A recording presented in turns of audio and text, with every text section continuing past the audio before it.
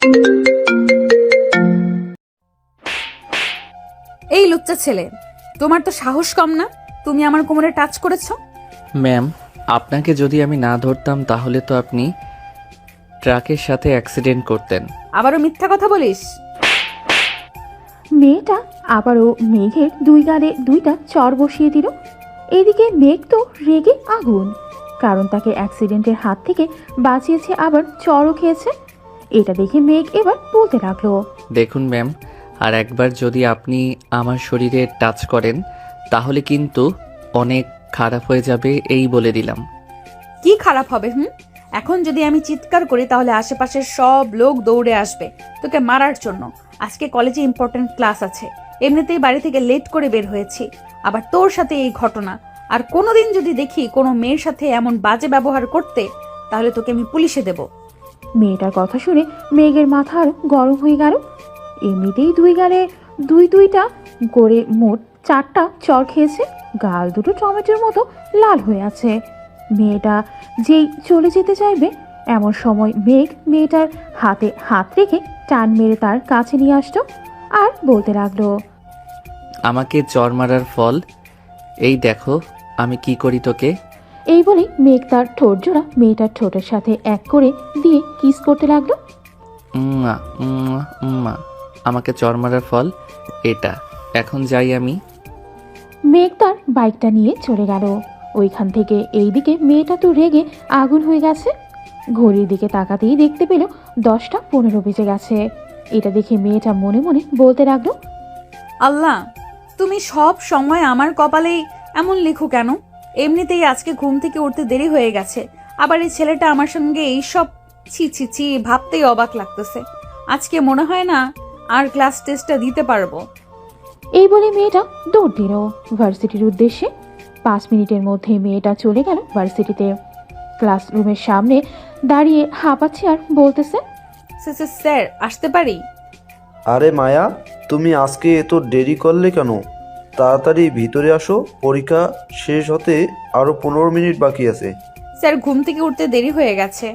আচ্ছা, এই নাও প্রশ্ন আর খাতা লেখা শুরু করো। মায়া স্যারের কাছ থেকে প্রশ্ন আর খাতা নিয়ে লেখা শুরু করলো। চলুন এখন পরিচয়টা সেরে ফেলা যাক।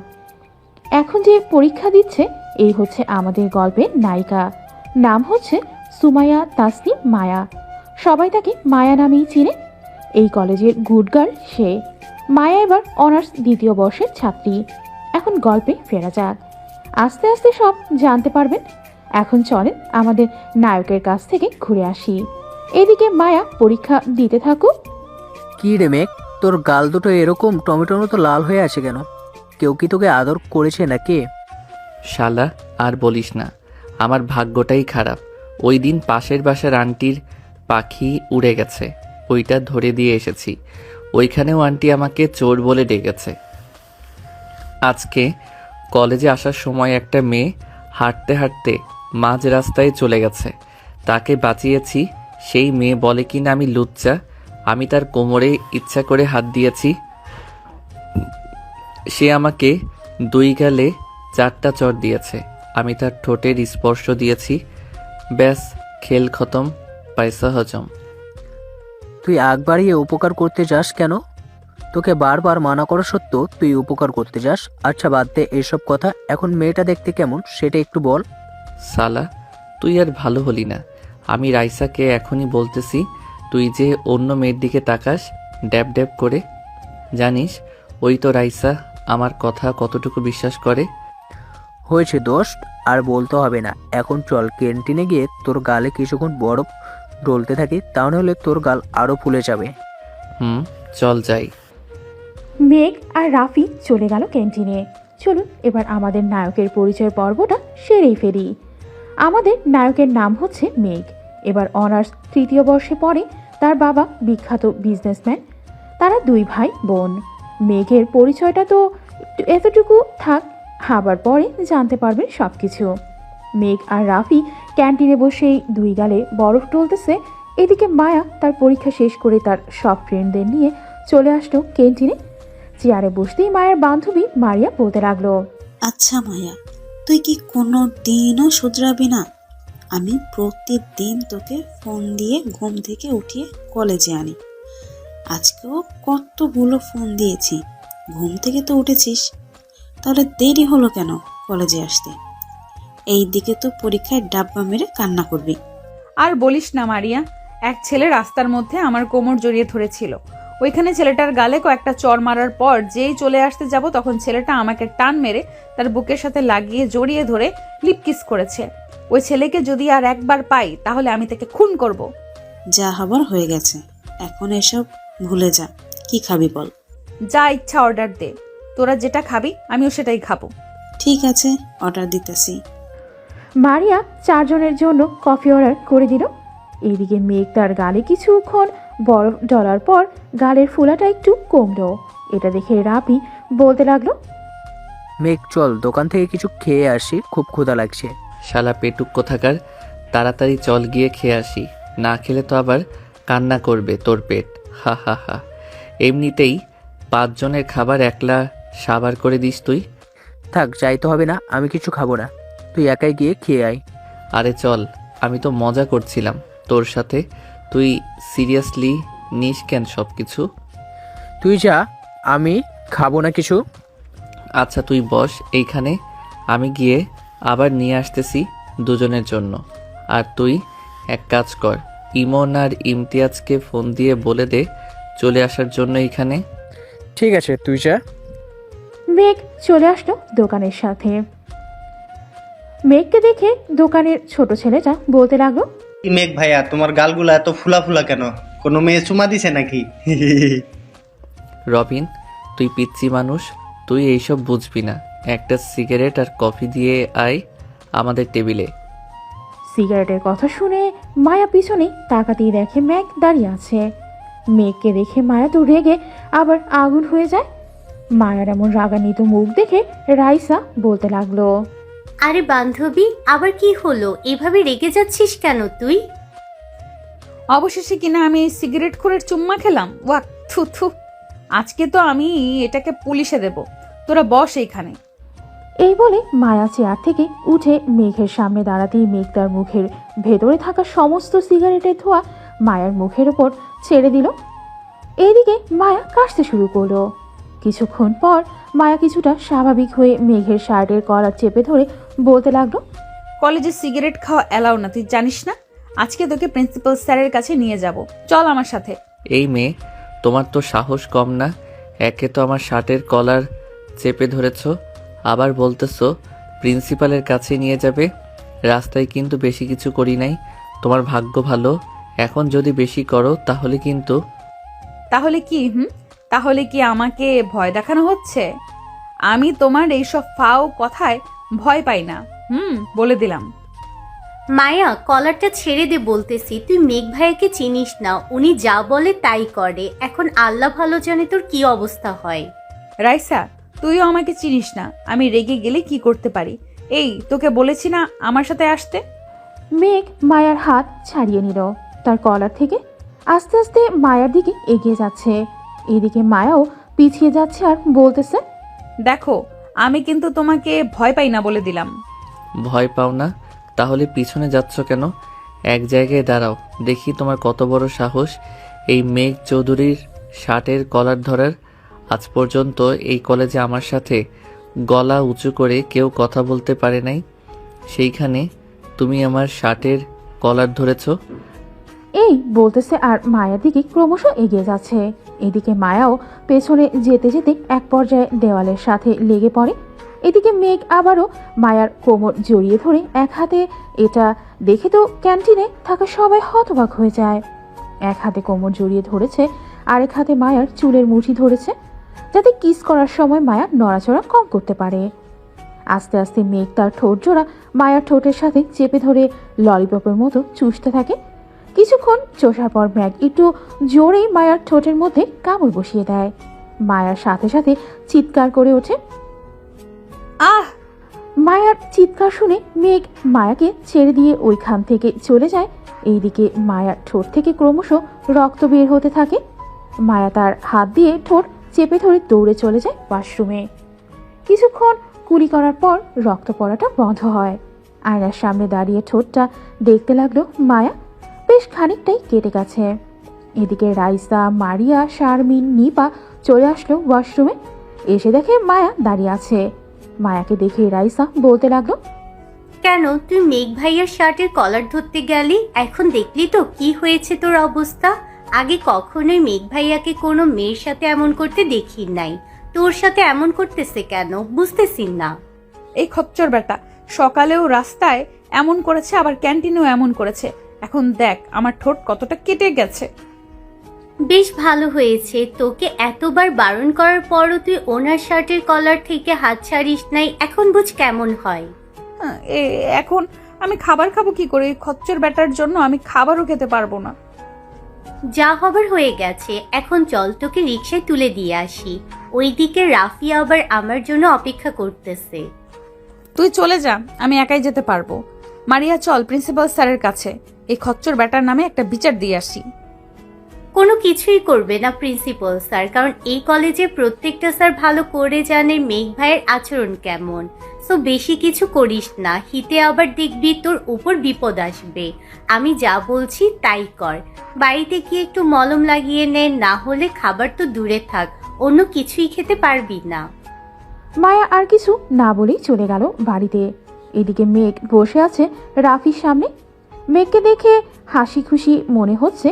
এটা দেখে রাফি বলতে লাগলো, কি ব্যাপার মেঘ, মেয়েটাকে তো কিস করলে, দেখলাম মেয়েটার ঠোঁট থেকে রক্ত পড়তেছে, বেশ ভালো করে লিপ কিস করেছিস।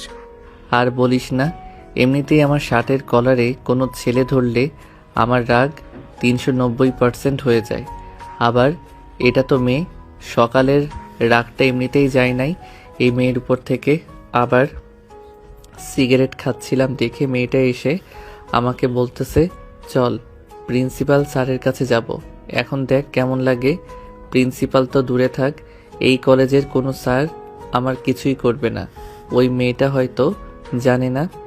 দুইবার লিপ কিস করেছিস, আবার এখন ক্যান্টিনে করছিস, এটা তো অনেকেই দেখছে। এখন যদি কারো কানে যায় তাহলে বুঝতে পারছিস কি হতে পারে। তবে মামা, মেয়েটা কিন্তু বেশ সুন্দরী, তোর সাথে ভালোই মানিয়েছে। দূর শালা, এসব মেয়ে আমার জন্য কিছুই না। এর চেয়ে কত সুন্দর সুন্দর মেয়ে আমার পিছনে লেগে আছে আমাকে বিয়ে করার জন্য। আর তুই বলতেছিস এই মেয়ের কথা? কথার দাম নেই তাই তো কিছু বলি না। এখন খাবারটার দাম ঠিক দিয়ে দে, আমি রায়সাকে নিয়ে রুম ডেট করতে যাব। ঠাস ঠাস ঠাস শালা, এরপর একবার রুম ডেটের কথাটা যদি আমার সামনে বলিস তাহলে তোর খবর আছে। বাড়িতে বললে কি হয়? আমার বাড়িতে বলেছি, আব্বু আম্মু রায়সার বাড়িতে গিয়েছিল, কিন্তু রায়সার আম্মু আব্বু মানা করে দিয়েছে। আমি রায়সাকে ছাড়া কোনো ভাবতেই থাকতে পারবো না। দোষ, প্লিজ তুই কিছু একটা কর। তাই বলে রুম ডেট করবি? রাইসা কোথায়? রাইসাকে ফোন দিয়ে বল আসার জন্য। আমি রাইসার সাথে কথা বলতেছি, দেখি রাইসা কি বলে। ভাইয়া আমি চলে এসেছি, বলেন কি বলবেন। রাফি তোমার সাথে রুম ডেট করতে চাই, এখন তুমি কি চাও? ভাইয়া বাসা থেকে মেনে নিতেছেন না। রাফি আমাকে রুম ডেটের কথা বলে নাই, আমি রাফিকে রুম ডেটের কথা বলেছি। আমার পেটে বেবি হলে নিশ্চয়ই বাসা থেকে মেনে নিবে, আমি জানি। রাফি তো একটা ভালো ছেলে, তাহলে তোমার আব্বু আম্মু মেনে নিল না কেন? এটা জানো না নাকি? আমি কিছুই জানি না ভাইয়া, আমি রাফিকে ছাড়া বাঁচবো না, আপনি কিছু একটা করেন। এটা জানো নাকি? ঠিক আছে, আমি দেখছি কি করা যায়। আজকে সন্ধ্যায় আমি তোমাদের বাড়িতে যাব, তোমার আম্মু আব্বুর সাথে কথা বলবো, দেখি ওনারা কি বলে। ঠিক আছে। আর ভাইয়া সরি, মায়া আপনার শার্টের কলার ধরার জন্য। মায়া হয়তো একটু বেশি রাগী, কিন্তু ওর মনটা অনেক ভালো। কেমন ভালো তা তো দেখলাম, রাস্তায় ওনাকে অ্যাক্সিডেন্টের হাত থেকে বাঁচিয়েছি, আর উনি আমাকে 2 গালে চর তো মেরেছে, আবার আমাকে বলেছে লুচ্চা। আপনার গাল কিন্তু এখনো টমেটোর মতো লাল হয়ে আছে। রাফি তোর গার্লফ্রেন্ডকে নিয়ে আমার সামনে থেকে যা তো, কখন জানি তোদের দুইজনের উপর ঝাঁপিয়ে পড়ি আমি। একটা কথা ভাইয়া, মায়ের সাথে কিন্তু আপনাকে মানিয়েছে বেশ, আর কিসটা কিন্তু দারুণ ছিল। এই বলে রাইসা হাসতে হাসতে রাফিকে নিয়ে চলে গেল ওইখান থেকে। এইদিকে মেঘ তার বাইকটা নিয়ে চলে আসলো বাসায়। কলিং বেল দিতেই তার বোন এসে দরজা খুলে দিল। মেঘকে একবার ভালোভাবে পর্যবেক্ষণ করে বলতে লাগলো, ভাইয়া, আজকে তোমাকে দেখে মনে হচ্ছে অনেক খুশি খুশি। আর এখন কয়টা বাজে? মাত্র 12টা। তুমি তো প্রতিদিন 3টার পর আসো, আজকে আগে আসার কারণ কি? আমি কি আমার বাড়িতে আসতে পারি না নাকি?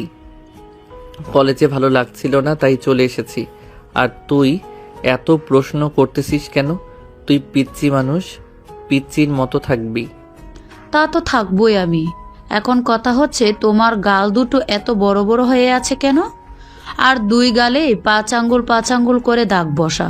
কেউ কি তোমাকে আদর করেছে নাকি? মার্জিয়া, এখন কিন্তু তোকে মারবো অনেক। তুই অনেক পাকা পাকা কথা বলতে শিখে গেছিস। ওরে আমার উত্তম পুরুষ, তুমি আমার কাছে যাই লুকাও না কেন, এই পিচ্চির চোখ ফাঁকি দিতে পারবে না কখনোই। আগে বলো, আমার ভাবি দেখতে কেমন? তোর আবার ভাবি আসলো কোথায় থেকে? যার ঠোঁটে লিপ কিস করেছো সেই তো আমার ভাবি, তাই না? এখন ফটাফট বলে ফেলো, আর না বললে তো নতুন সিরিয়াল আছেই। আব্বু, আব্বু, তুমি কোথায়? দেখে যাও ভাইয়া কি করেছে। এই মার্জিয়া, চুপ চুপ, ওই বলতেছি। এই তো লাইনে এসেছো, এখন বলে ফেলো ফটাফট। ওইটা তোর ভাবি না, জাস্ট মিস্টেক। তবে তোর ভাবি হলে মন্দ হয় না। মেয়েটা দেখতে অনেক সুন্দর, তোর মতোই কিউট আছে অনেক। তা চলবে। তাহলে চলবে। এখন যাও, ফ্রেশ হয়ে আসো, বাসায় কেউ নেই, আব্বু আম্মু অফিসে গেছে। আচ্ছা, তুই একটু বস, আমি ফ্রেশ হয়ে আসতেছি এখন। এই বলে মেঘ চলে গেল ফ্রেশ হতে। মার্জিয়া হচ্ছে মেঘের ছোট বোন, বয়স তার 13। মার্জিয়া বসে বসে গেম খেলতেছে ফোনে। বেশ কিছুক্ষণ পর মেঘ আসলো নিচে। 2 জন মিলে দুপুরের খাবার খেয়ে নিল। খাওয়া দাওয়া শেষ করে বসে টিভি দেখতেছে। এমন সময় মেঘের ফোনটা বেজে উঠল। তাকিয়ে দেখে রাফি ফোন দিয়েছে। কলটা রিসিভ করতে ওই পাশ থেকে রাফি বলতে লাগলো, মেঘ কোথায় যাচ্ছিস? একটু নদীর পাড়ে আয় তো, সবাই এসেছে এখানে। আচ্ছা, আমি আসতেছি, 10 মিনিট অপেক্ষা কর। এই বলে মেঘ ফোনটা কেটে দিয়ে মার্জিয়াকে বলে চলে গেল বাহিরে। বাইকটা নিয়ে সোজা চলে আসলো নদীর পাড়ে। এসে দেখে সবাই বসে আছে। সবাইকে দেখে মেঘ বলতে লাগলো, কি ব্যাপার, সবাই এইখানে বসে আছো যে? কলেজে কোনো সমস্যা হয়েছে নাকি? না ভাই, তেমন কোনো সমস্যা হয়নি। তবে আমাদের কলেজের সবাই বলতেছে যে একটু ঘুরতে যাবে। এখন আমরা তো আর আপনাকে না বলে কিছু ব্যবস্থা করতে পারি না, তাই আপনার রাফি ভাইকে ফোন দিয়ে বলেছিলাম, উনি আমাদের এইখানে ডেকেছে। এখন ট্যুরে যাবে তোমরা সবাই? জি ভাই। আচ্ছা, তোমরা কতজন আছো এখানে, বা কতজন যেতে চাও আমাকে একটু জানিয়ে দিও। আমি সেই হিসাবে একটা বাস না হয় ভাড়া করে দিব। ভাই, আমাদের পুরো কলেজ যাবে। আমরা প্রিন্সিপাল স্যারকে বলেছি, উনি বলেছে আপনার সাথে কথা বলার জন্য। আজকে রাতে যদি সিদ্ধান্ত দেন তাহলে আমাদের কলেজের একটা গ্রুপ আছে, ওইখানে একটা পোস্ট করব। যারা যারা যাবে তারা সবাই ইনবক্স করবে। আমরা তাদের নাম নিয়ে একটা লিস্ট তৈরি করে ফেলবো। তাহলে তো ভালোই হয়। তো তোমরা লিস্ট তৈরি করো, রাত 1টায় বা 2টায় আমাকে জানিয়ে দিবে। পরে আমি সেই হিসেবে টিকিট কাটবো। আর একটা কথা ছিল ভাই। আর কি কথা? যা যা বলা দরকার তা তো বলেই দিয়েছ। আসলে ভাই, আমাদের গার্লফ্রেন্ডদের সিটটা একসাথে দিলে একটু ভালো হতো। এখন আপনি যা বলেন তাই হবে। ও আচ্ছা, এই ব্যাপার তোমাদের? তাহলে তো যাওয়া যাবে না। আমার তো গার্লফ্রেন্ড নেই, আমি একা কার সাথে যাব? ভাই প্লিজ এমন করবেন না। আমরা না হয় ওই মায়াকে আপনার সাথে দিয়ে দিব। আজকে যেই মেয়েকে আপনি ক্যান্টিনে লিপকিস করছেন তাকে। ভাই তোমরা যাও, আমি যাব না, আমি ব্যবস্থা করে দিতেছি। আরে এমন করিস কেন? সবাই যখন বলতে তাহলে চল না, অনেক দিন তো হলো কোথাও ঘুরতে যাই না, আজকে নয় ঘুরে আসি চল। ঠিক আছে, তবে আমি ওই মেয়ের সাথে বসবো না, অন্য কোথাও বসবো। ঠিক আছে, যেখানে ইচ্ছা ওইখানে বসে পড়িস, আমরা আমাদের জায়গা পাইলেই চলে। এখন তোমরা গ্রুপ পোস্ট করে দাও, রাতে জানিয়ে দিব আমাদের, তাহলেই হলো। ঠিক আছে ভাই, এখন তাহলে আমরা যাই, গিয়ে লিস্ট তৈরি করি। আর ভাড়া কত করে নিব সবার কাছ থেকে? কোথায় যাবে এটাই তো সিলেক্ট করো নাই, তাহলে ভাড়া আমরা সিলেক্ট করব কিভাবে? মেঘ, তুই একটা জায়গার নাম বল যেখান থেকে ঘুরে আসি।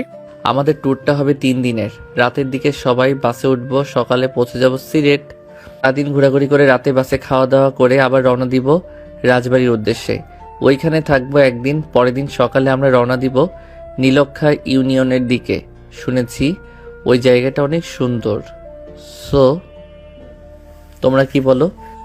ঠিক আছে ভাই, এটাই ফাইনাল। তাহলে আমরা বাস ভাড়া 2000 করে ধরি। আচ্ছা, এটাই ধরো। রাতে আমি গাড়ির ড্রাইভারদের সাথে কথা বলে দাম ফুরিয়ে নিব, পরে না হয় ভাড়া কমলে কমানো যাবে। সবাই চলে গেল। এইদিকে মেঘ, রাফি এবং আরও কয়েকজন বন্ধুর সাথে আড্ডা দিয়ে চলে আসলো বাসায়। রাতে খাওয়া দাওয়া করে ফোন দিল ড্রাইভারকে। 5টা বাস ভাড়া করে নিল 5 লক্ষ টাকা দিয়ে। আরও 50,000 টাকা রাখলো শুধু রাতের খাবারের জন্য। রাত 2টা এমন সময় ফোন দিল সাইফুল। কলটা রিসিভ করতে মেঘ বলতে লাগলো, হ্যালো সাইফুল, সবার লিস্ট তৈরি করেছো তো? জি ভাই, সবার তৈরি করেছি। আপনি আবার ফোন দিয়ে বলেছিলেন 1500 করে নেওয়ার জন্য। এখন মোট 725 জন যাবে। মোট টাকা উঠেছে 10,87,500 টাকা। তাহলে তো আমাকে আরো 3টা বাস বলতে হবে। আচ্ছা, আমি বলতেছি এখনই। তুমি গ্রুপে আরেকটা পোস্ট করে বলে দাও যে কালকে সন্ধ্যা 7টার মধ্যে সবাই কলেজে থাকতে। আমি গিয়ে সবার লিস্ট বলে দিব, তোমরা সবাই উঠে যাবে। ঠিক আছে ভাই। সাইফুল ফোনটা কেটে দিল। এদিকে মেঘ আর রাতে না জেগে ঘুমিয়ে গেল। সকাল 10টায় ঘুম ভাঙল মার্জিয়ার ডাকে। মেঘ উঠে ফ্রেশ হয়ে চলে গেল কলেজে। শিমুল গাছের নিচে দাঁড়িয়ে আছে মেঘ। এমন সময় দেখতে পেল মায়াকে গেট দিয়ে কলেজের ভেতর প্রবেশ করতেছে। এটা দেখে মেঘ রাইসাকে উদ্দেশ্য করে বলল, রাইসা, তোমার বান্ধবী ও কি যাবে আমাদের সাথে? জি ভাইয়া, আমি তো ভাবতেছি মায়াকে আপনার সাথে বসিয়ে দিব। এখন আপনি যদি চান। ঠিক আছে, তোর বান্ধবীকে আমার পাশেই বসিয়ে দিও, কোনো সমস্যা নেই। এখন তাকে ডাক দিয়ে জিজ্ঞাসা করো ঠোঁট কেমন আছে। আর ঠিক আছে, ডাক দিচ্ছি। রাইসা দৌড়ে গিয়ে মায়াকে ডেকে আনলো। এদিকে মায়া মেঘের পাশে দাঁড়াতেই মেঘ একবার মায়ের দিকে তাকিয়ে মুচকি হাসি দিয়ে প্রিন্সিপাল স্যারকে উদ্দেশ্য করে বলতে লাগলো, প্রিন্সিপাল স্যার, আমরা তো 3 দিনের ট্যুরে যাচ্ছি। আপনি সবাইকে ভালো করে বলে দেন যে যদি কোথাও কোনো বিপদ হয় তাহলে বলবেন, সাথে এই নাম্বারগুলোতে ফোন দিতে। সবাই নাম্বারগুলো তুলে ফেলেন। মেঘ, আমার মান সম্মানটা রেখো তুমি। এতজন ছাত্রছাত্রী নিয়ে যাইতেছি, যাতে কারো কোনো বিপদ না হয়, কারো কোনো সমস্যা না হয়। আপনি কোনো চিন্তা করবেন না স্যার, আপনারা তো যাইতেছেন আমাদের সাথে। প্রত্যেকটা বাসে 2 জন করে স্যার আর 2 জন করে ম্যাডাম থাকবেন। যদি কোনো সমস্যা হয় আমাকে ফোন দিতে বলবেন। এখন সবাই বাড়িতে চলে যাও, সবার সবকিছু গুছিয়ে 7টার মধ্যে চলে আসবে সবাই। আমরা 4টায় এইখানে থেকে গাড়ি ছাড়বো ইনশাল্লাহ। মেঘের কথা শুনে সবাই চলে গেল। সন্ধ্যা 6টা। মেঘ বসে আছে কলেজে। প্রত্যেক বাসে সিট নাম্বার আছে। ওই নাম্বারগুলো দিয়ে দিতেছে আর সবাইকে উঠাচ্ছে বাসে। সবাইকে উঠানো শেষ হতেই মেঘও বাসে উঠে পড়ল। সকলকে পানির বোতল আর বিরিয়ানির প্যাকেট দিয়ে দিল। এদিকে মেঘ মায়ার পাশের সিটে বসতেই মায়া দাঁড়িয়ে গেল আর বলতে লাগলো, অন্য কোথাও জায়গা নেই, সো চুপচাপ বসে খাবার খান। আর কালকের জন্য সরি, আমি ইচ্ছে করে আপনাকে ওইভাবে কিস করতে চাই নাই।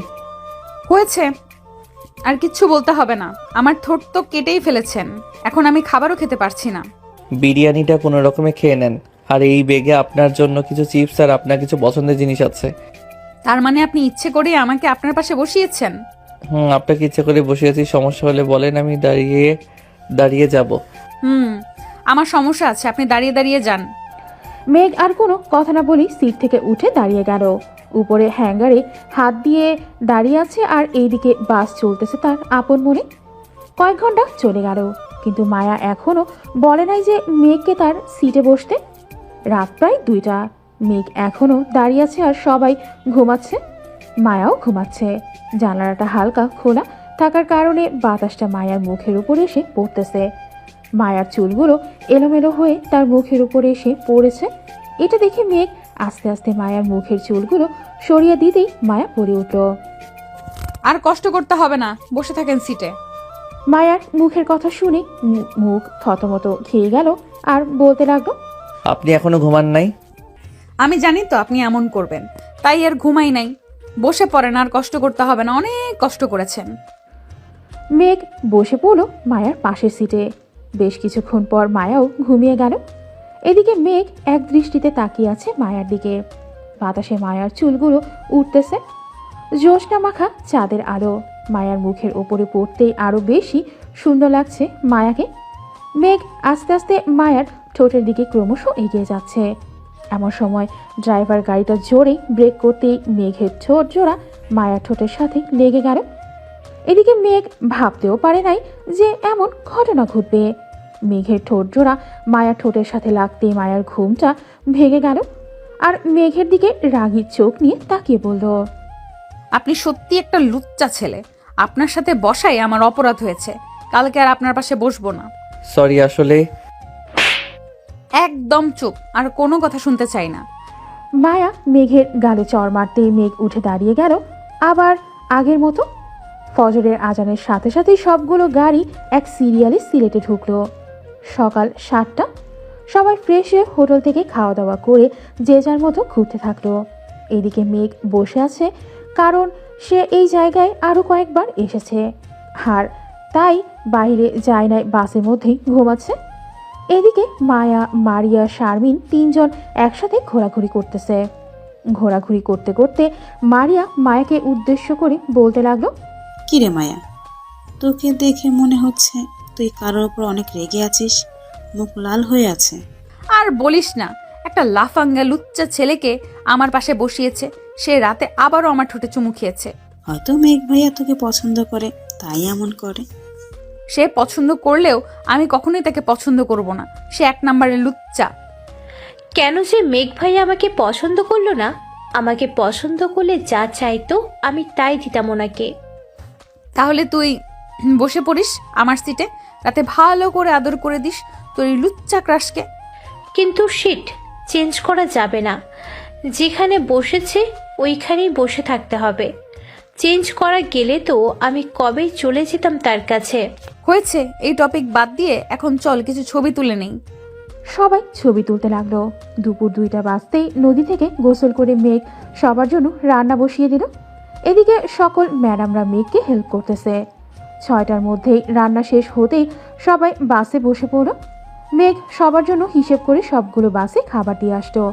দোকান থেকে একটা সিগারেট নিয়ে খেতে খেতে চলে আসতো বাসের সামনে। প্রিন্সিপাল স্যারকে বলে মেঘ চলে গেল 4 নাম্বার বাসে, কারণ আজকে আর মায়ার সাথে বসবে না। মেঘকে না দেখতে পেয়ে রাইসা বলতে লাগলো, কি রে মায়া, মেঘ ভাইয়া আসলো না যে? তুই কি ওনাকে কিছু বলেছিস কি? আমি কি বলতে যাব? আমি কিছুই বলি নাই। আর উনি কোথায় আমিও জানি না। প্রিন্সিপাল স্যার, মেঘ ভাইয়া তো এখনো আসেন নাই, বাস তো ছেড়ে দিচ্ছে। মেঘ 4 নাম্বার বাসে আছে। মায়া তোমার পাশে বসবে আয়শা। ঠিক আছে স্যার।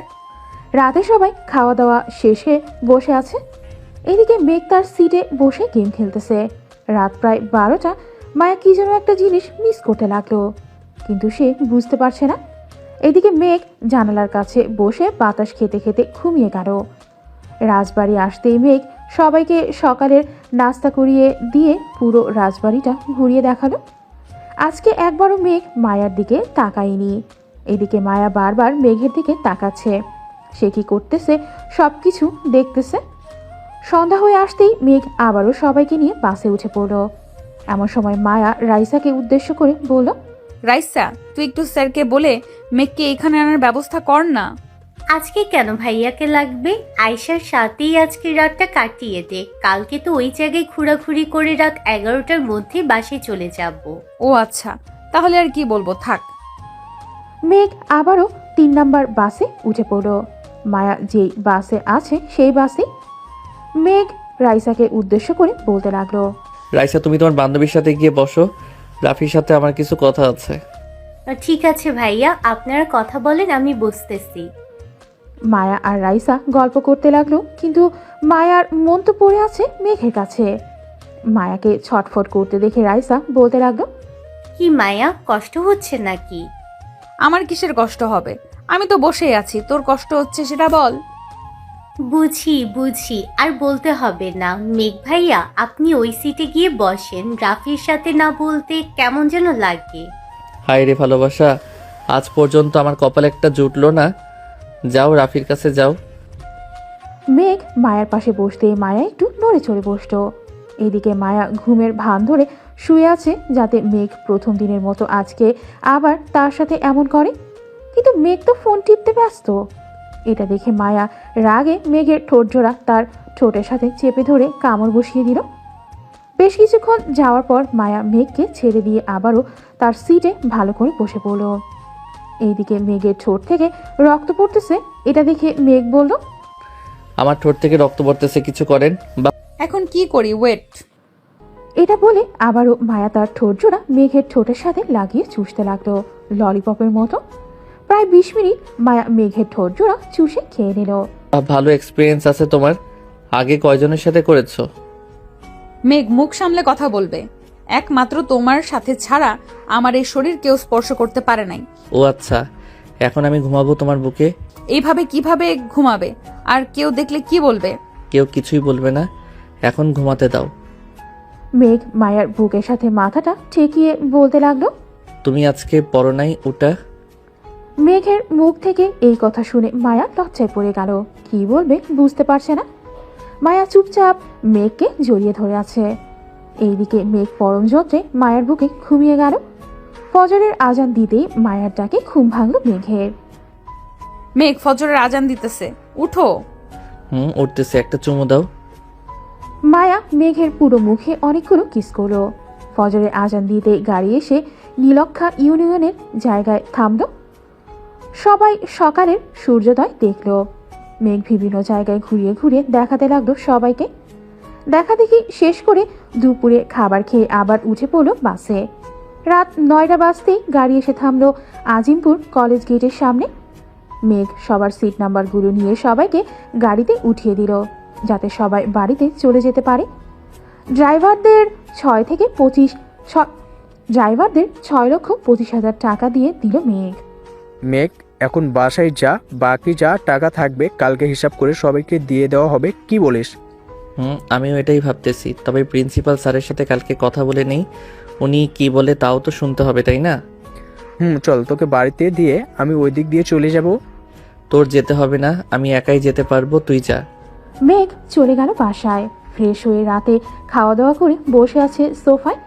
এমন সময় মেঘের আম্মু আর মার্জিয়া এসে মেঘের পাশে বসে বলতে লাগলো, মেঘ, লেখাপড়া তো করতেছিস, তোর আব্বুর অফিসেও তো মাঝে মধ্যে সময় দিতে পারিস কি? তাহলে তোর আব্বু কিছুটা সময় রেস্ট করতে পারবে। আম্মু, এই বছরটা শেষ হোক, নতুন বছর থেকে আমি দেখাশোনা করব। আর মার্জিয়া, রাত হয়েছে অনেক, ঘুমাতে যা। আর একটু পর ঘুমাবো, তুমি ঘুমাতে যাও। যাচ্ছি। মেঘ চলে গেল ঘুমোতে। সকাল 7টায় মেঘের ঘুম ভাঙল ফোন কলের শব্দে। ঘুম ঘুম চোখে কলটা রিসিভ করতে ওই পাশ থেকে প্রিন্সিপাল বলল, মেঘ, তুমি একটু তাড়াতাড়ি কলেজে আইসো তো, কথা আছে তোমার সাথে। ঠিক আছে স্যার, আমি এখনই আসতেছি, আপনি কলেজে আসেন। ঠিক আছে, আসো। মেঘ ফ্রেশ হয়ে কিছু না খেয়ে চলে গেল কলেজে। গিয়ে দেখে প্রিন্সিপাল স্যার তার কেবিনে পায়চারি করতেছে। প্রিন্সিপাল স্যারকে পায়চারি করতে দেখে মেঘ বলল, কি হয়েছে স্যার? আপনি এই পাশ থেকে ওই পাশে যাইতেছে, আবার এই পাশে আসতেছেন কেন? কি সমস্যা হয়েছে নাকি? মেঘ, সকালে আমার কাছে একটা ফোন কল এসেছে থানা থেকে, একটা লাশ পাওয়া গেছে। আমার তো খুব চিন্তা হচ্ছে, ওইটা আমাদের কলেজের ছাত্রী না তো? না স্যার, আমাদের কলেজের ছাত্রী না। আমি নিজে একজন ছাত্র, আমি নিজে একজন করে সবাইকে গাড়িতে তুলে দিয়েছি। আর ছাত্রছাত্রী আসলেই বোঝা যাবে। যদি কেউ কম থাকে তাহলে না হয় আমরা গিয়ে দেখে আসব। আপনি এত চিন্তা করবেন না। আর আমাদের কাছে 4,15,000 টাকা আছে। এই টাকাগুলো কি করব? সবাইকে দিয়ে দেব না আমাদের কলেজের ফান্ডে জমা করে রাখবেন? যদি কেউ সাহায্য চায় পরে তাকে দিবেন। ছাত্রছাত্রী আসুক, এরপর দেখা যাবে, ওদের সাথে আলোচনা করে। আর তুমি দেখো তো 725 জন, এর মধ্যে কত টাকা করে পড়ে? স্যার, 572 টাকা করে পড়ে। তাহলে তো অনেক টাকা। এখন সবার সাথে কথা বলে দেখি ওরা কি বলে। জি স্যার, কথা বলেন, আমি ক্যান্টিন থেকে আসতেছি। মেঘ চলে গেল ক্যান্টিনে। হালকা পাতলা নাস্তা করে চলে আসলো শিমুল গাছের নিচে। ঘড়ির দিকে তাকিয়ে দেখে সকাল 10টা বাজে। সবাই কলেজে প্রবেশ করতে লাগলো। 12টায় মেঘ সবাইকে নিয়ে চলে গেল হলরুমে। প্রিন্সিপাল স্যারের হাতে মাইক দিয়ে বলতে লাগলো, মেঘ, স্যার টাকার বিষয়টা নিয়ে আলোচনা করে ফেলেন। প্রিয় ছাত্রছাত্রী, আমরা 3 দিনের ট্যুর শেষ করে আসলাম গতকালকে। তোমরা আমাদের যা টাকা দিয়েছ, গাড়ি ভাড়া, খাবার খবর সব দিয়ে আমাদের কাছে আরও 4,15,000 টাকা রয়েছে। এখন তোমরা যদি বলো আমরা এই টাকাগুলো আমাদের কলেজের ফান্ডে জমা করে রাখবো, এই টাকা দিয়ে গরিবদেরকে সাহায্য করতে পারবো, বা আমাদের কলেজের কোনো স্টুডেন্ট এর যদি কোনো সমস্যা হয় তাহলে আমরা টাকাগুলো দিয়ে তাকে সাহায্য করতে পারবো। আর যদি বলো তোমাদেরকে টাকা ফেরত দিয়ে দিতে, তাহলে তোমরা সবাই 772 টাকা করে পাবে। এখন তোমরা যেটা বলবে সেটাই হবে। স্যার, এই টাকাগুলো আমাদের কলেজের ফান্ডে রেখে দেন। আমরা 2,000 টাকা দিয়ে ঘুরতে যেতে পারবো। 500 টাকা গরিবকে দিতে পারবো না, তা হতে পারে না। টাকাগুলো ফান্ডে রেখে দেন। ধন্যবাদ তোমাদের। আর তোমরা এখন বাড়িতে চলে যাও, রেস্ট করো 2-1 দিন। আমরা কয়েকদিন 1টা পর্যন্ত ক্লাস করিয়ে ছুটি দিয়ে দেব। প্রিন্সিপাল স্যারের কথা শেষ হতেই সবাই এক এক করে চলে গেল বাসায়। এইদিকে মায়া অপেক্ষা করতেছে মেঘের জন্য। মেঘ বাহিরে আসতেই মায়া বলল, কি ব্যাপার লুচ্চা মশাই? কলেজে তো বেশ সাধু সাধু ভাব নিয়ে থাকেন, আমার কাছে আসলেই কেন লুচ্চামি শুরু করেন? তোমার কাছে করব না তো কার কাছে করব? ওই শারমিনের কাছে? আমার কাছ থেকে যেতে পারলে তো করবি অন্যজনের সাথে। চল এখন কোথায় থেকে ঘুরে আসি। ঠিক আছে চলো। মেঘ মায়াকে নিয়ে চলে আসলো একটা সুন্দর কফি শপে। দুইজন বসে গল্প করতেছে আর কফি খাচ্ছে। মেঘ, আমি তোমাকে ভালোবেসে ফেলেছি এই কয়দিনে। মাত্র তো 5 দিন হলো। এই 5 দিন এত ভালোবাসা আসলো কোথায় থেকে? এখন যদি আমি তোমাকে ছেড়ে দেই, তোমার সাথে যোগাযোগ না করি, তাহলে কি করবে তুমি? সোজা তোমার বাড়িতে গিয়ে উঠবো। আর কি করব? পরে তোমার আম্মুর কাছে বলবো যে তুমি আমাকে ধর্ষণ করেছো, আমার ঠোঁটে চুমু খেয়েছো, আমার বুকে মাথা রেখে ঘুমিয়েছো। সি সি সি, তুমি তো দেখি ঘাটতারা মাইয়া। আল্লাহ কেন যে তোমার সাথে দেখা করিয়ে দিল। আমি যে তোমার কপালে জুটেছি এটাই অনেক। তোমার মতো লুচ্চা বেটাকে কে বিয়ে করবে বলো তো? কেন শারমিন করবে বিয়ে? হা হা হা হা। মেঘ এই কথাটা বলতেই মেঘের ঠোঁটে আবারও মায়া কামড় দিতে থাকে। বেশ কয়েকবার কামড় দিতেই মেঘ মায়ার শরীরে হাত দিল। এত নরম কেন এটা? লুচ্চা বেটা, হাত কয় দাও, হাত কিন্তু ভেঙে দিব। বললেই হলো নাকি? আমার জিনিসে তুমি হাত দিবে আর আমি তোমাকে ছেড়ে দিব নাকি? মেঘ মায়ার সাথে কিছুক্ষণ দুষ্টুমি করে মায়াকে তার বাসায় নামিয়ে দিয়ে চলে গেল বাড়িতে। কলিং বেল দিতেই মেঘের আব্বু এসে দরজা খুলে দিল। মেঘ তার আব্বুকে ভীষণ ভয় পায়। আব্বু তুমি এই সময় বাড়িতে? কাজ নেই তা বাড়িতে? তুই মধুমিতা কফি শপে এগিয়ে গেছিলি তাই না রে? তোমাকে কে বললো আমি মধুমিতা কফি শপে গিয়েছিলাম? যাই বলুক না কেন, এইসব কি? মেঘের দিকে ফোনটা এগিয়ে দিয়ে বলল। মেঘ যে মায়াকে জড়িয়ে ধরে বসেছিল ওই পিকটা কে যেন তুলে তার বাবার কাছে পাঠিয়েছে। কফি শপে বসে আছিস, এই সব করা হচ্ছে তাই না? ভালো ভালো, আমিও এক সময় এনেছিলাম। মেঘের কাছে হাত রেখে তার বাবা কথাটা বলল। এইদিকে মেঘ তো ভয়ে শেষ হয়ে যাচ্ছিল। তার বাবার মুখে এমন কথা শুনে মুখে কিছুটা দীর্ঘ নিঃশ্বাস ফেলে বলল, আসলে আব্বু মেয়েটাকে আমি। আর বলতে হবে না, বুঝে গেছি আমি। কালকে একবার নিয়ে আসিস তো দেখবো আমরা। পরে না হয় তুই বিজনেসম্যানটাকে কিছু বুঝে নিস, তখন বিয়েটা দিয়ে দেব। ঠিক আছে আব্বু, এখন যাই তাহলে আমি। মেঘ চলে গেল তার রুমে ফ্রেশ হয়ে খাওয়া দাওয়া করে সোফায় বসে টিভি দেখতেছে।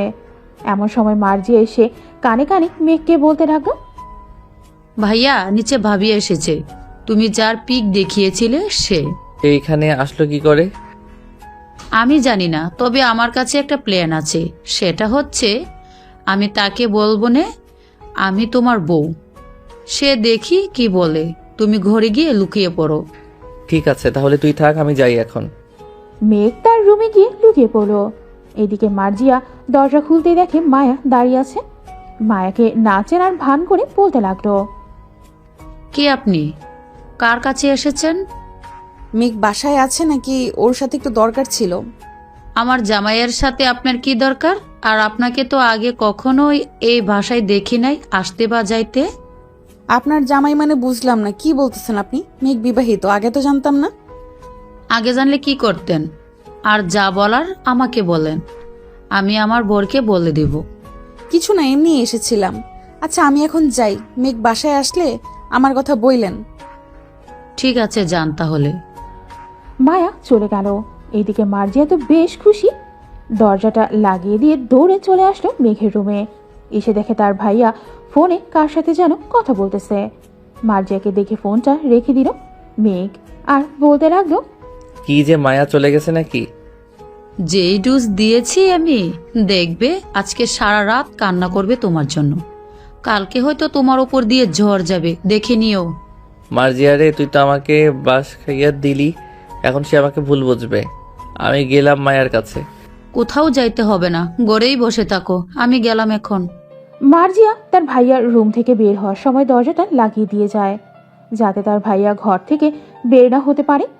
এদিকে মায়া তার বাড়িতে এসে দরজাটা লাগিয়ে দিয়ে কান্না করতে লাগলো। এদিকে মায়ার আম্মু হঠাৎ তার মেয়ের এমন পরিবর্তন দেখে বেশ অবাক হলো। মায়ার রুমের দরজার সামনে এসে দাঁড়িয়ে বলতে লাগলো, কি হয়েছে মায়া? হঠাৎ বাহির থেকে এসে দরজা লাগিয়ে দিলি কেন? দরজা খোল মা, কি হয়েছে আমাকে বল, না বললে সমাধান করব কিভাবে? যাও তো এখান থেকে, আমাকে বিরক্ত করবে না বলে দিলাম। মায়ার কথা শুনে মনিরা বেগম চলে গেল নিচে।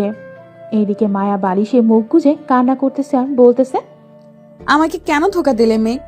আমি কখনোই তোমার কাছে এমনটা আশা করি নাই। তোমার বউ থাকা সত্ত্বেও কেন তুমি আমার সাথে এমনটা করলে? আমি যে থাকতে পারছি না তোমাকে ছাড়া।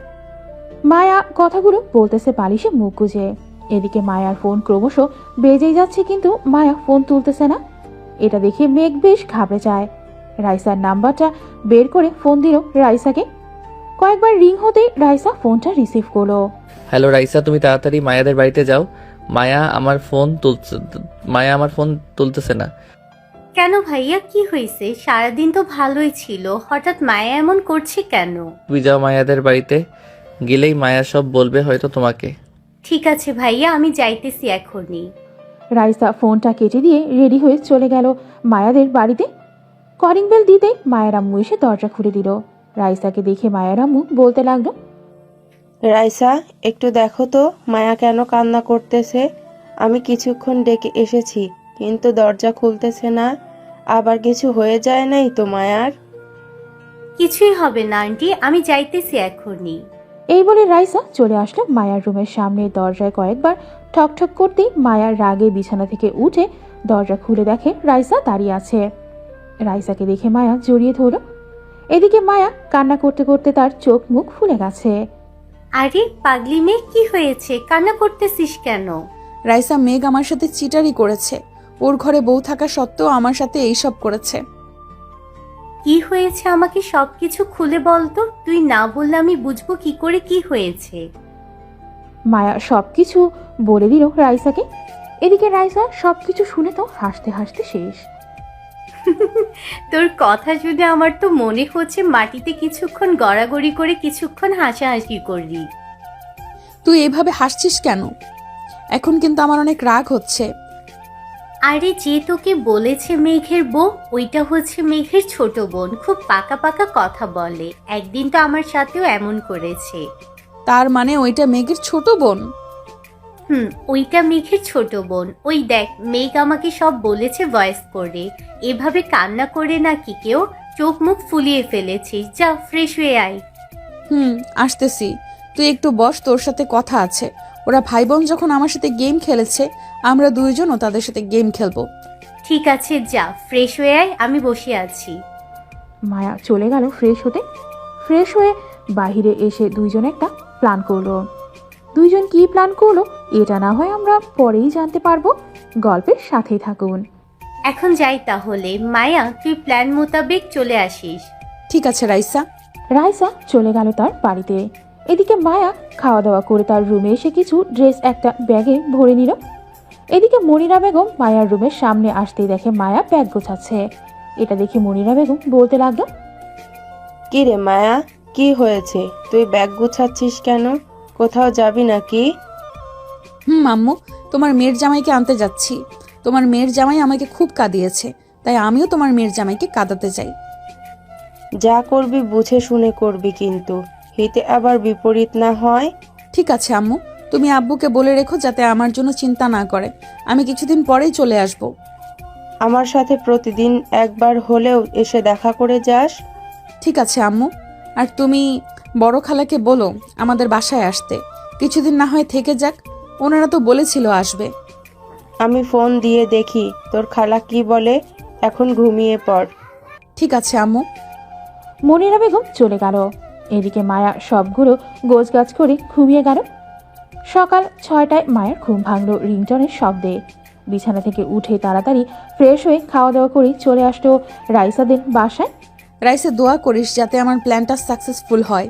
দুই ভাই বোনকে এমন শিক্ষা দিব, এই জন্মে কেন পরের জন্মেও আমার সাথে লাগতে আসবে না। এখন যাও, মেঘদের বাসে 10টা বেজে গেছে, নয়তো দুজনে বেরিয়ে গেছে। মেঘদের বাসে গিয়ে ফোন দিবি আমাকে। ঠিক আছে, যাই রে তাহলে। মায়া চলে গেল মেঘদের বাসায়। কলিং বেল দিতে মেঘের আম্মু এসে দরজা খুলে দিল।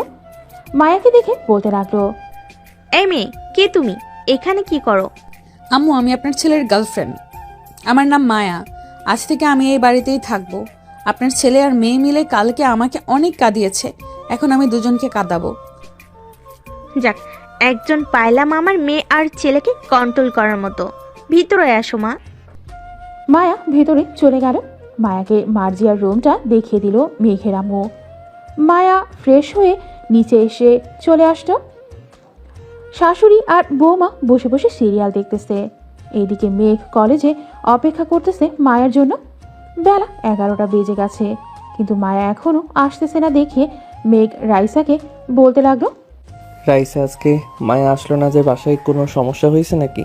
না তো, বাসায় তো সবকিছু ঠিকঠাকই আছে। মায়ের জ্বর এসেছে, তাই হয়তো আসে নাই। চিন্তা করবেন না, কালকে হয়তো আসবে। জ্বর এসেছে বলে ফোনেরও কি জ্বর আসবে? ফোনটা বন্ধ করে রাখছে নাকি আমার সাথে কথা বলবে না তোমার বান্ধবী? আমি তো জানি না তো কথা বলবে না কি কথা বলবে না। কালকে ওদের বাড়ি থেকে আসার পর আর যোগাযোগ হয়নি আমাদের। ও আচ্ছা, তোমরা ক্লাস করো, আমি বাড়িতে চলে যাচ্ছি। কোনো কিছুই ভালো লাগতেছে না। আচ্ছা ভাইয়া, আপনি যান। যদি মায়ের সাথে কথা হয় তাহলে আমি আপনাকে জানিয়ে দিব। ঠিক আছে। এই বলে মেঘ তার বাইকটা নিয়ে বাসার দিকে রওনা দিল। এদিকে রাইসা মায়ার নতুন সিমে ফোন দিতেই মায়া রিসিভ করলো। রাইসা, বল কি হয়েছে? আমাদের প্ল্যান ঠিকঠাক মতো চলতেছে। মেঘ তোর কথা চিন্তা করতে করতে বেচারা পাগল হয়ে বাসার দিকে যাইতেছে। ঠিক আছে, এখন রাখলাম, আমি আমার কাজ করে গিয়ে। তাড়াতাড়ি যা। মায়া ফোনটা কেটে দিয়ে চলে আসলো মার্জিয়ার রুমে। ব্যাগ থেকে একটা বোরখা আর হিজাব বের করে পরে নিল। মুখটা হিজাব দিয়ে এমনভাবে বেঁধেছে যাতে তাকে কেউ চিনতে না পারে এবং মুখ দেখা না যায়। সবকিছু পরে চলে আসলো নিচে। হাসনা বেগম মায়ার এমন কাণ্ড দেখে বলতে লাগলো, কি ব্যাপার মায়া, তুমি এই সময় বোরকা পরছো কেন আর মুখও ঢেকে রেখেছো? আপনার ছেলে আসতেছে, আর আমি যে এই বাড়িতে এসেছি কাউকে বলবেন না। দুইজনকে এমন টাইট দিব যাতে আর কোনো দিন কারোর সাথে বেয়াদপি না করে। ওই দেখো, মেঘের নাম নিতে না নিতেই কলিং বেল বেজে উঠেছে। যাও গিয়ে দরজা খুলে দেখো মেঘ এসেছে কিনা, নাকি অন্য কেউ। আম্মু, যাচ্ছি। মায়া দরজা খুলতে মেঘকে দেখতে পেল, কিন্তু মেঘের খেয়াল নেই কোনো দিকে। সোজা সিঁড়ি বেয়ে চলে গেল তার নিজের রুমে। মায়া বুঝতে পেরেছে যে তাকে না দেখতে পেয়ে মেঘের এমন অবস্থা হয়েছে, তাই মায়াও দরজা লাগিয়ে দিয়ে মেঘের পিছু পিছু চলে আসলো তার রুমে। মেঘ বিছানায় শুয়ে ফোনের গ্যালারিতে থাকা মায়ার একটা ছবি বের করে দেখতে লাগলো। এদিকে মায়া মেঘের হাত থেকে ফোনটা সপাট করে নিয়ে নিল আর বলতে লাগলো, আজ থেকে এই বাড়িতে কেউ ফোন চালাতে পারবে না, তাই আপনিও ফোন চালাতে পারবেন না। এই মেয়ে, তুমি কে? আর আমার রুমে অনুমতি ছাড়া ঢুকেছো, আবার আমার ফোনও নিয়ে নিছো। তোমাকে তো আগে কখনোই এই বাসায় দেখি নাই। দেখবেন কোথায় থেকে? আমি তো আজকে এই বাড়িতে এসেছি। এই বাড়ি পুরোটাই এখন আমার, তাই আমি যা বলবো তাই তাই করতে হবে আপনাকে। এই মেয়ে, কি আবল তাবল বলতেছো? আমাদের বাড়িতে এসে আবার তুমি দাবি করতেছো এটা তোমার বাড়ি। আম্মু আম্মু দেখে যাও তো একটু। হাসনা বেগম তাড়াতাড়ি করে চলে আসলো মেঘের রুমে। এসে দেখে মেঘের ফোন মায়ার হাতে। এটা দেখে মেঘকে বলতে লাগলো, কি হয়েছে? এইভাবে সারের মতো চেঁচামেচি করতেছিস কেন? এই মেয়েটাকে আর আমার রুমে ঢোকার সাহস পেল কোথায় থেকে? এই মেয়ে হচ্ছে আজ থেকে এই বাড়ির মালিক। তোর আব্বুর ব্যবসায় লস খেয়েছে, তাই এই বাড়িটা বিক্রি করে দিয়েছে এই মেয়ের কাছে। এখন এই মেয়ে যা বলবে আমাদের তাই শুনতে হবে। কি বলতো সাম্য এসব? উনি ঠিকই বলতেছে, এখন থেকে আমি যা যা বলবো তাই তাই করতে হবে। আন্টি আপনি নিচে যান, আমি ওনাকে দেখতেছি। ঠিক আছে, আমি যাচ্ছি। আর মেয়েটার সাথে বেয়াদবি করিস না। বেয়াদবি করলি কিন্তু মেয়েটা পরে আমাদেরকে এই বাড়ি থেকে বের করে দিবে। এই বলে হাসনা বেগম চলে গেল নিচে। এদিকে মায়া মেঘের রুমে থেকে একটা লাঠি নিয়ে মেঘকে উদ্দেশ্য করে বলতে লাগলো, এই ছেলে তোর প্যান্ট খোল। ছি ছি, আপনি তো অনেক বাজে মেয়ে। আপনি এই বাড়িটা কিনেছেন বলে আমাকে যা খুশি বলবেন আমি তাই করব, এটা কিন্তু না। আমার অধিকার আছে তাই আমি বলতেছি, এখন যদি না খুলিস তাহলে কিন্তু এটা দিয়ে তোকে মারবো। মেঘ আর কোনো উপায় না পেয়ে দরজাটা বন্ধ করে তার খুলে ফেললো। মায়া তো হাঁ করে তাকিয়ে আছে মেঘের দিকে। বাহ, বেশ লজ্জা পাচ্ছ দেখছি। শার্ট খোল। শার্ট খুলতে হবে কেন আবার? যা বলছি তাই কর তাড়াতাড়ি। মেঘ শার্টটা খুলে খাটের ওপর রেখে দিল। এদিকে মায়া এক পা করে সামনে এগোতে এগোতে চলে আসলো মেঘের সামনে। মেঘকে জড়িয়ে ধরতে মায়া কিছুটা উত্তেজিত হয়ে বলল। এদিকে মেঘ কি করবে বুঝে উঠতে পারছে না। বেশ কিছুক্ষণ জড়িয়ে ধরার পর মায়া ছেড়ে দিয়ে বলতে লাগলো, এই শার্টটা পরে ফেল। আপনি তো আমার সব দেখে ফেলেছেন, আবার আমাকে জড়িয়েও ধরেছেন। কি বললি তুই কুত্তা?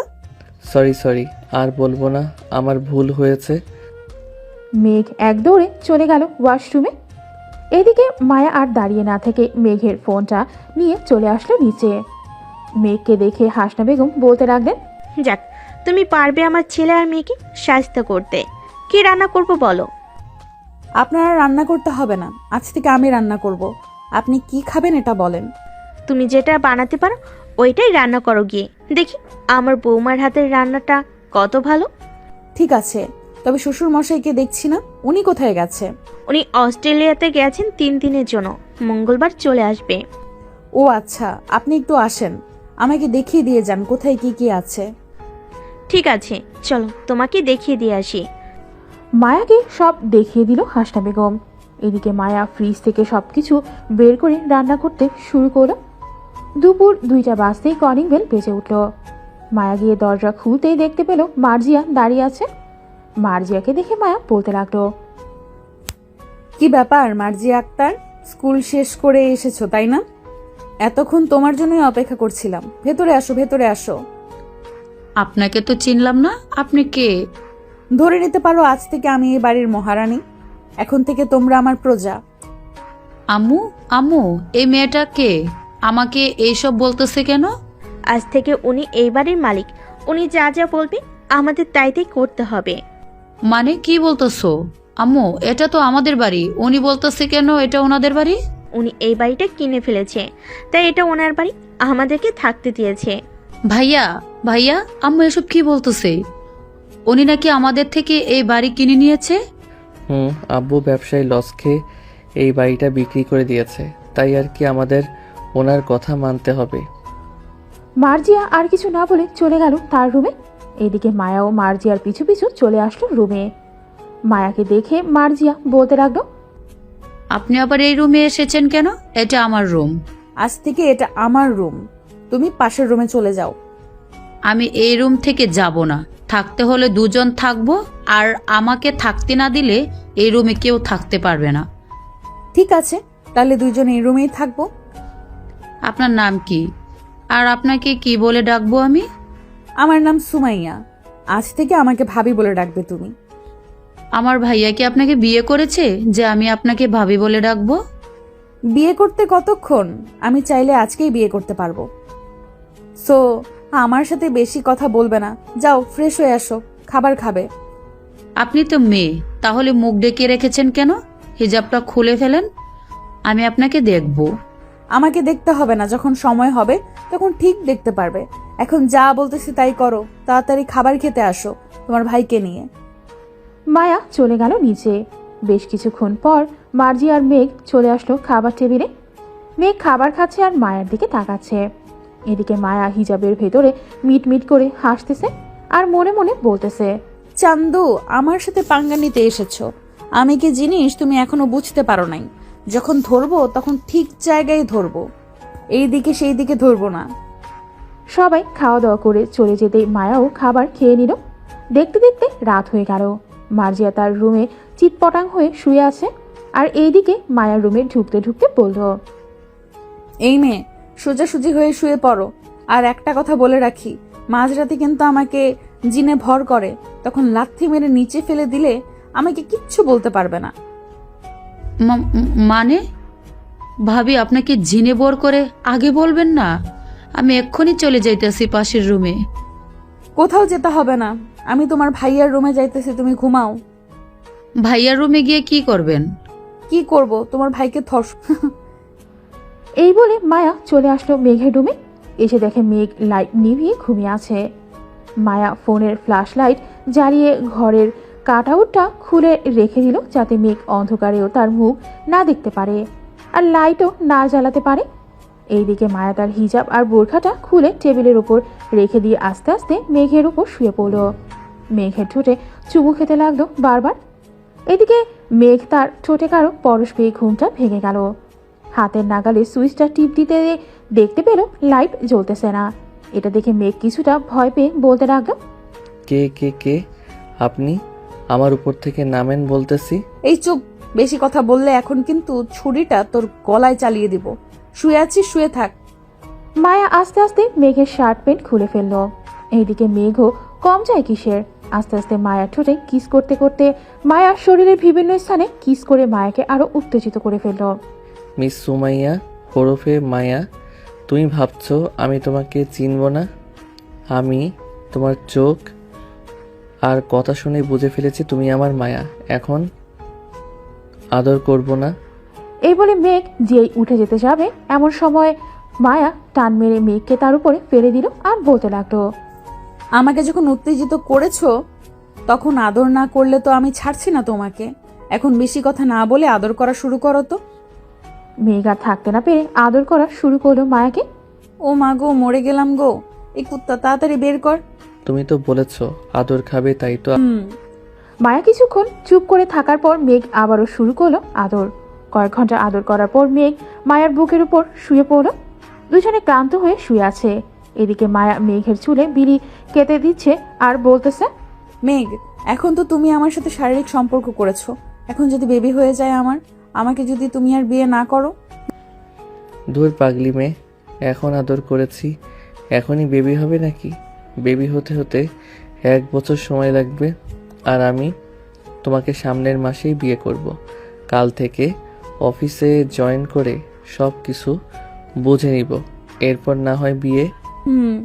আর তোমার বোনকে আমি এমন শিক্ষা দিব, এখন দেখবে তোমার বোন আমার পিছু লাগবে না আর কখনোই। থাক মার্জিয়া, ছোট মানুষ, সে একটা ভুল করে ফেলেছে, মাফ করে দাও তাকে। ঠিক আছে, এখন তাহলে ঘুমাও। দুজন কাপড় পরে একে অপরকে জড়িয়ে ধরে ঘুমিয়ে গেল। সকাল 7টা দুজনের ঘুম ভাঙল মার্জিয়ার ডাকে, ভাইয়া ভাইয়া উঠো, কলেজে যাবে না? তোমার ভাইয়া কলেজে যাবে না, অফিসে যাবে আজকে। কথাটা বলতে বলতেই মায়া দরজাটা খুলল। মায়াকে দেখে তো মার্জিয়া ভূত দেখার উপক্রম। মায়া ভাবি, আপনি এইখানে? কেন, এইখানে কি অন্য কারোর থাকার কথা ছিল? না, তা থাকবে কেন, কিন্তু আপনি এত সকালে এইখানে আসলেন কি করে? আমি কালকে এসেছি, বোরকা পরা মেয়েটাই আমি। যাও এখন রেডি হয়ে আসো, তোমার ভাইয়া একটু ঘুমাক। তার মানে আপনি আর ভাইয়া something something? Yes, something something. যাও ফ্রেশ হয়ে রেডি হয়ে নিচে আসো, আমি গোসল করে খাবার রেডি করতেছি তোমার জন্য। আজকে যাব না, আজকে সারাদিন তোমার সাথে গল্প করব ভাবি। আমি ফ্রেশ হয়ে আসতেছি এক্ষুনি। ঠিক আছে, আসো, আমিও ফ্রেশ হয়ে রান্না করি গিয়ে। মেঘ আবার খাবার খেয়ে অফিসে যাবে। মার্জিয়া চলে গেল তার রুমে। এইদিকে মায়াও ফ্রেশ হয়ে চলে আসলো নিচে। এসে দেখে তার শাশুড়ি মা রান্না করতেছে। মায়া রান্নাঘরে গিয়ে বলতে লাগলো, আম্মু, আপনি রান্না করতে গেলেন কেন? আমি নিজেই তো রান্না করতে পারতাম। তা তো পারতে, তুমি উঠছো না দেখে আমি নিজেই রান্না বসিয়ে দিয়েছি। তা তুমি কলেজে যাবে না আজকে? না, আজকে আমি, মার্জি আর মেঘ আপনাদের অফিসে যাব, ঘুরে ঘুরে দেখে আসবো সবকিছু। ঠিক আছে, তাহলে রেডি হয়ে আসো, আমারও রান্না করা শেষ। আমি না হয় খাবারগুলো টেবিলে রেখে দিতেছি। আমার কাছে দেন, আমি রেখে আসতেছি। মায়া সব খাবারগুলো টেবিলে রেখে রুমে চলে গেল। গিয়ে দেখে মেঘ এখনো ঘুমাচ্ছে। এটা দেখে মায়া আস্তে আস্তে মেঘের পাশে বসে তার ঠোঁটজোড়া মেঘের ঠোঁটের সাথে লাগিয়ে দিয়ে দিল। এদিকে মায়ার ঠোঁটের স্পর্শ পেয়ে মেঘ মায়ার ঠোঁটে একটু জোরে কামড় বসিয়ে দিতে মায়া মেঘের ঠোঁটজোড়া ছেড়ে দিয়ে মেঘের বুকে কিল ঘুষি মারতে লাগলো। এই কুত্তা, আমি বুঝি ব্যথা পাই না? তুই প্রত্যেকবার এমন করিস। রাতেও কত জায়গায় কামড় দিয়েছিস। তোমার ঠোঁট জোড়া যখন আমার দখলে থাকে তখন কি করতে মন চায় জানি না। তোমার ঠোঁট অনেক মিষ্টি লাগে আমার কাছে। তাই বলে কামড় দিবি কুত্তা? যা, তোর সাথে আর কথাই বলবো না।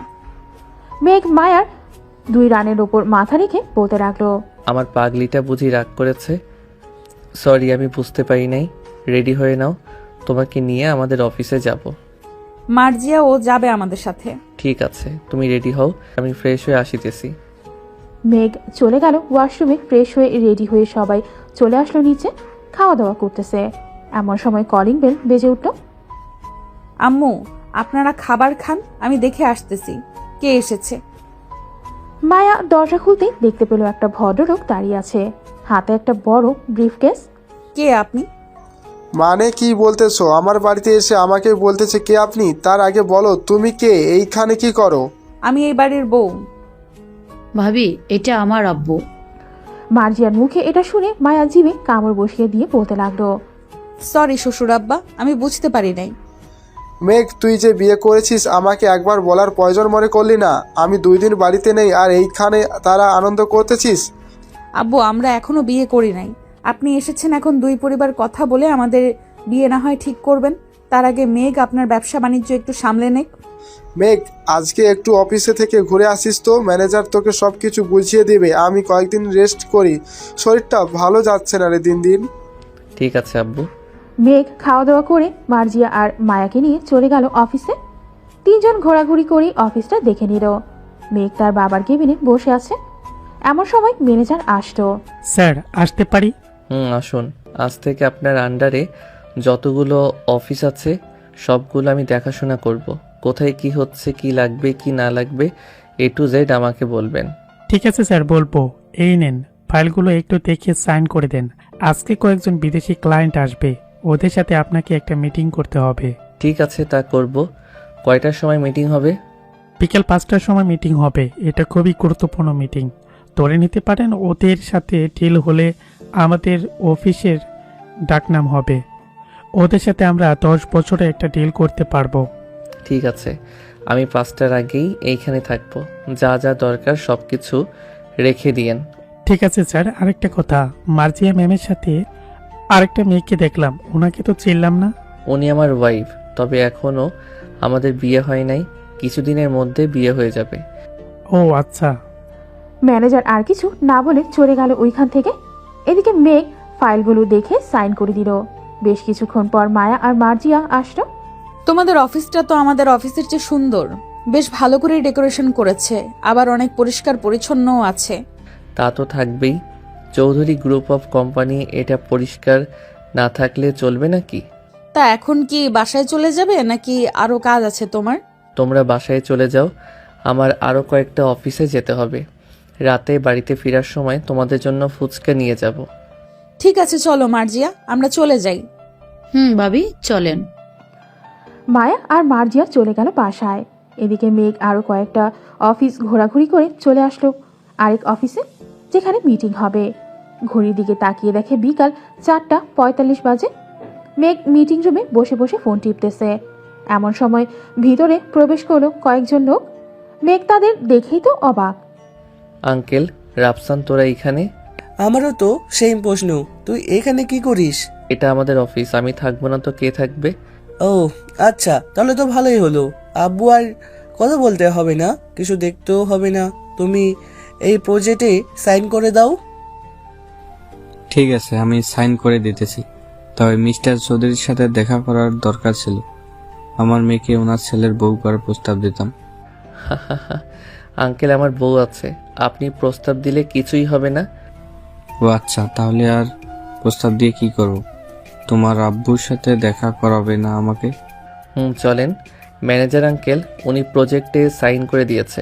সবার আগে ওনার প্রজেক্টের কাজ শুরু করেন। জি স্যার, ওনার প্রজেক্টের জন্য আমি সকল মেশিন খালি রেখেছি।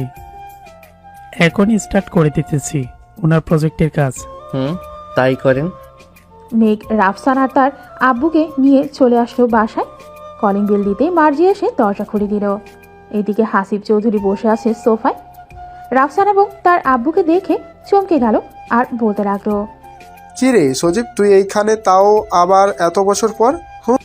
রে বন্ধু, আমি একটা প্রজেক্টের কাজ দেখতে এসেছিলাম, পরে দেখি তোর কোম্পানিতে আমার প্রজেক্ট এর কাজ হবে, তাই বেশি কিছু না ভেবে সাইন করে দিয়ে তোকে দেখতে আসলাম। তা ভাবি কোথায়? ভালো, আসেন আপনারা। আলহামদুলিল্লাহ ভালো আছি। ভাবি আপনি কেমন আছেন? আমিও আলহামদুলিল্লাহ ভালো আছি। মায়া, ওনাদের জন্য চা বানিয়ে আনো। জি আম্মু, আনতেছি। তা তোর মেয়ে তো দেখি বেশ বড় হয়ে গেছে, বিয়ে শাদী কি দিবি না কি?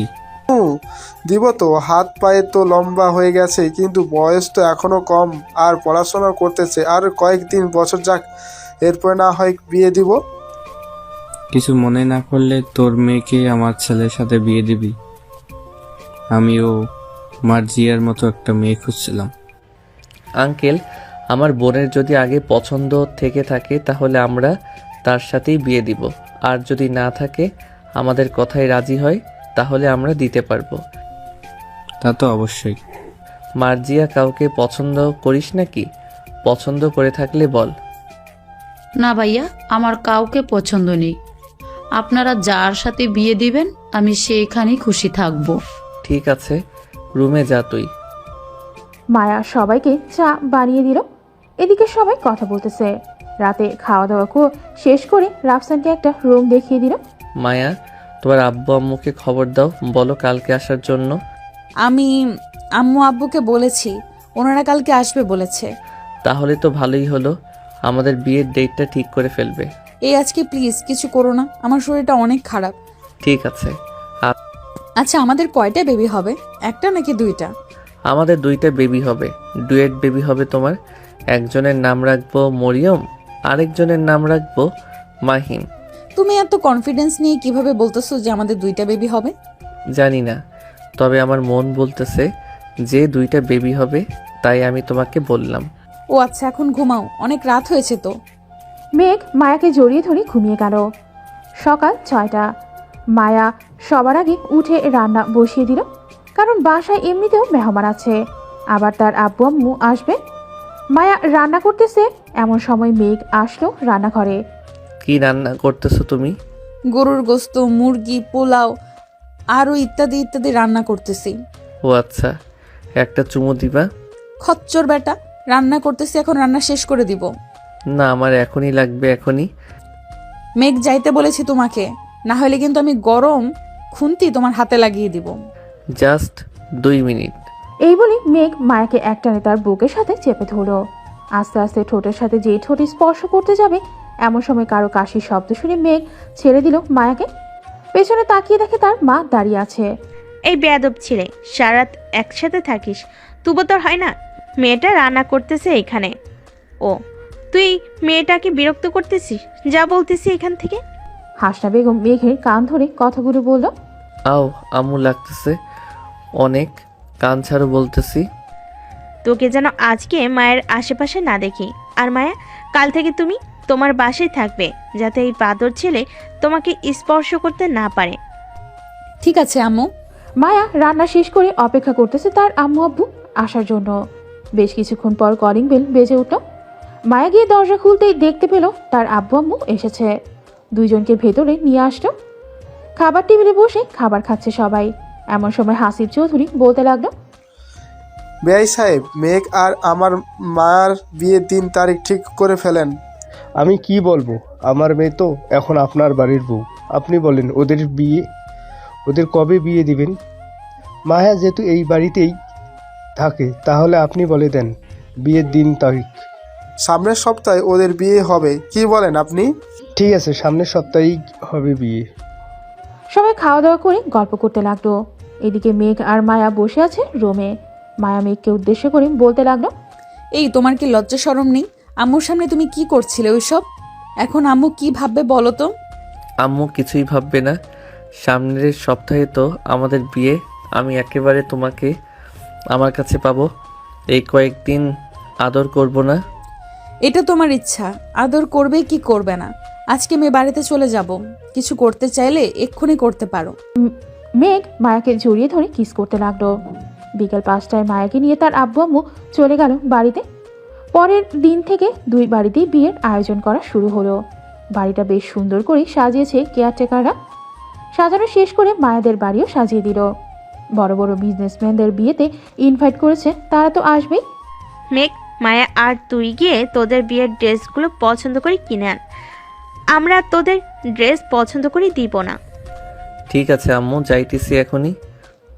মেঘ চলে আসলো মায়াদের বাড়িতে। বেশ কিছুক্ষণ পর মায়া রেডি হয়ে আসতেই মায়াকে নিয়ে চলে আসলো শপিং মলে। মেঘ নীল একটা পাঞ্জাবি সাথে সাদা একটা পায়জামা কিনে নিল। মেঘ, এখন নীল গ্রাউন্ড বা লেহেঙ্গা কোথা থেকে পাই?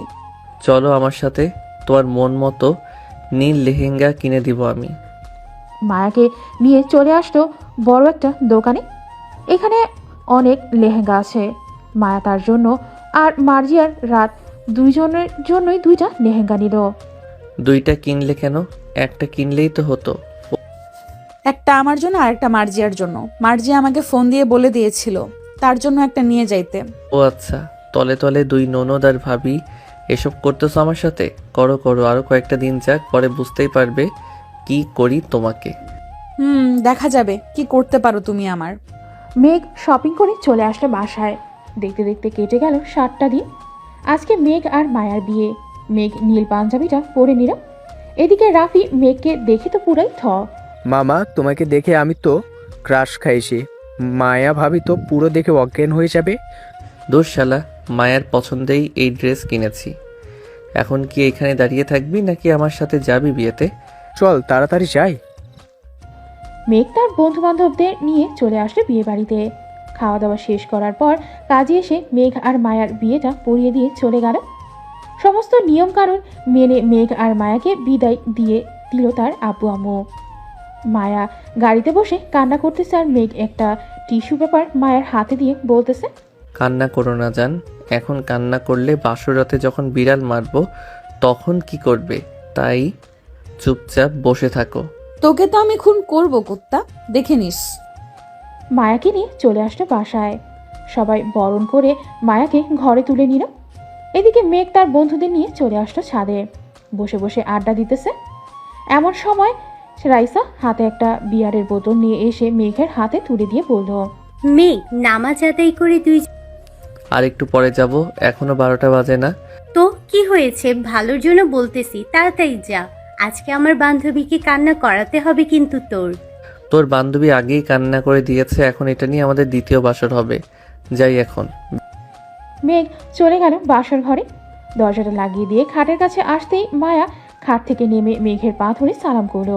বেঁচে থাকো মা, বেঁচে থাকো। কি বললি কুত্তা? আমি তোর কোন জন্মের মা লাগি? হ্যাঁ, সরি, আমার ভুল হয়ে গেছে। চলো এখন নামাজ আদায় করে নেই।